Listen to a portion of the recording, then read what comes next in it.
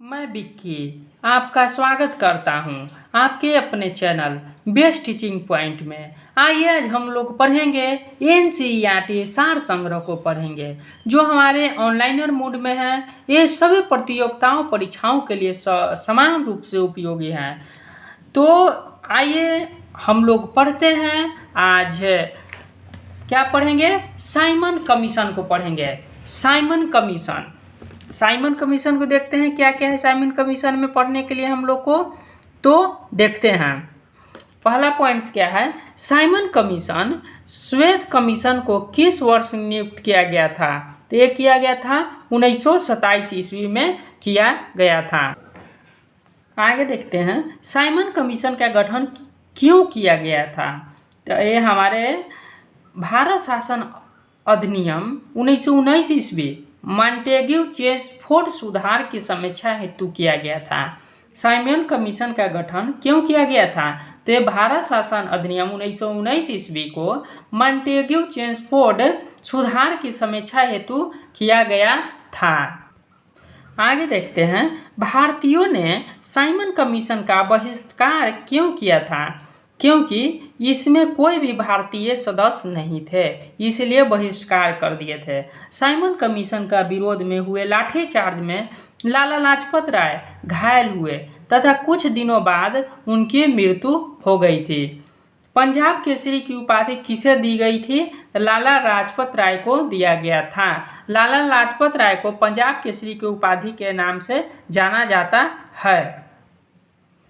Simon commission को किस और अन्य नाम से जाना जाता है? तो साइमन कमीशन को श्वेत कमीशन के नाम से जाना जाता है, व्हाइट कमीशन के नाम से जाना जाता है। आगे देखते हैं साइमन कमीशन की नियुक्ति किसने की थी? तो बर्केन हेड ने किया था। बर्केन हेड ने किए थे। साइमन कमीशन का समर्थन किसने किया था? तो साइमन कमीशन का समर्थन हमारे डॉक्टर भीमराव अंबेडकर के द्वारा किया गया था। साइमन आयोग की नियुक्ति के समय किसके द्वारा भारतीयों के समक्ष सर्वसम्मति से संविधान बनाने की चुनौती रखी गई थी? तो बर्केन हेड के द्वारा रखा गया था। बर्केन हेड के द्वारा रखा गया था। मुस्लिम लीग के एक विद्रोही गुट ने किसके नेतृत्व में साइमन आयोग का समर्थन किया था? मोहम्मद शफी के नेतृत्व में किए थे। मोतीलाल नेहरू की अध्यक्षता वाली समिति ने अगस्त 1928 ईस्वी में अपनी रिपोर्ट प्रस्तुत की जिसे नेहरू रिपोर्ट के नाम से जाना गया है। इस रिपोर्ट में भारत के नए डोमिनियन संविधान का प्रारूप प्रस्तुत किया गया है।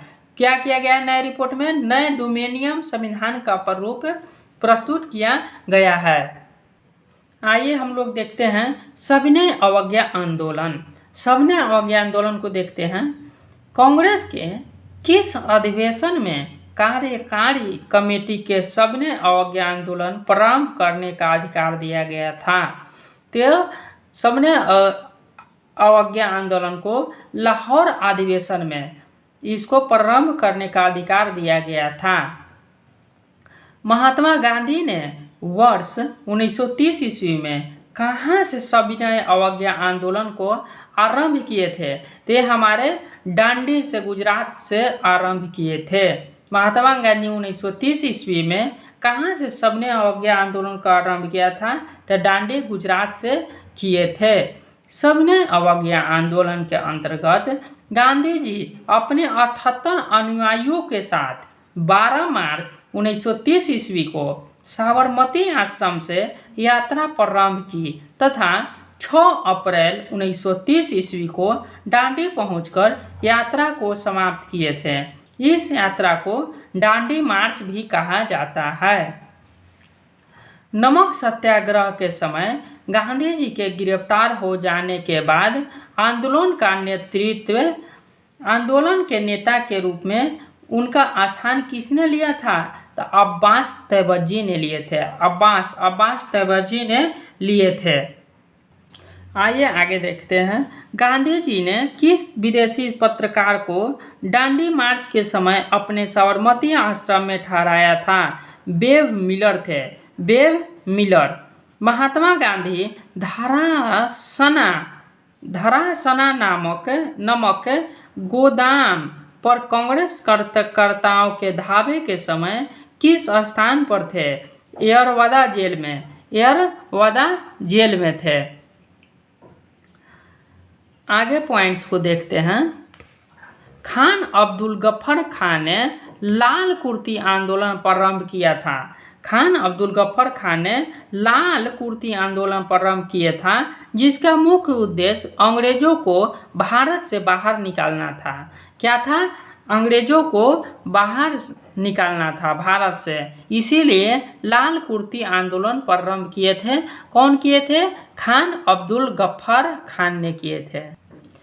वर्ष 1930 ईस्वी में स्वाधीनता दिवस मनाने के पश्चात गांधी जी के नेतृत्व में सविनय अवज्ञा आंदोलन प्रारंभ किया गया था।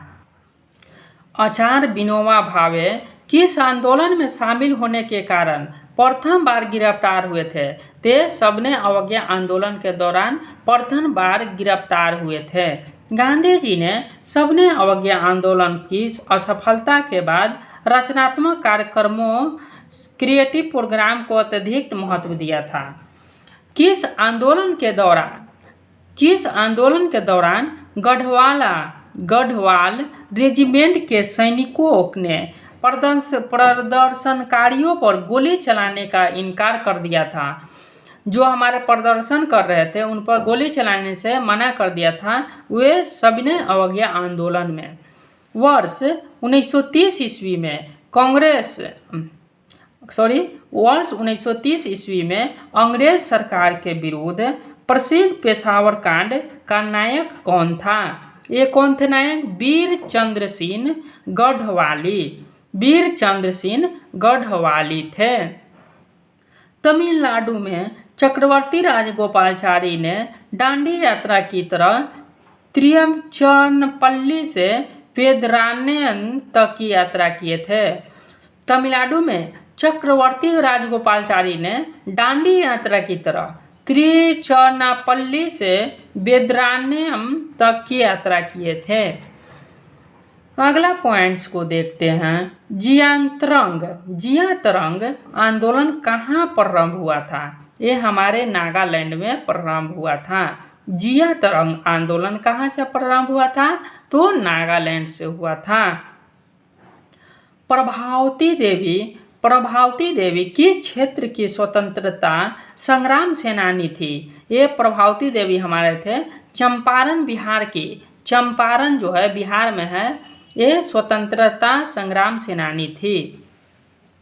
बेगूसराय के चौकीदार टैक्स के विरोध आंदोलन किस एक आंदोलन का भाग था? ते हमारे सविनय अवज्ञा आंदोलन का एक भाग था। आई होप कि आप लोगों ने अच्छे से हमारे साइमन कमीशन और सविनय अवज्ञा आंदोलन को समझे होंगे। तो इसी तरह टॉपिक के लिए हमसे जुड़े रहिए और चैनल को सब्सक्राइब लाइक जरूर करें ताकि मोटिवेशनल बना रहे। धन्यवाद।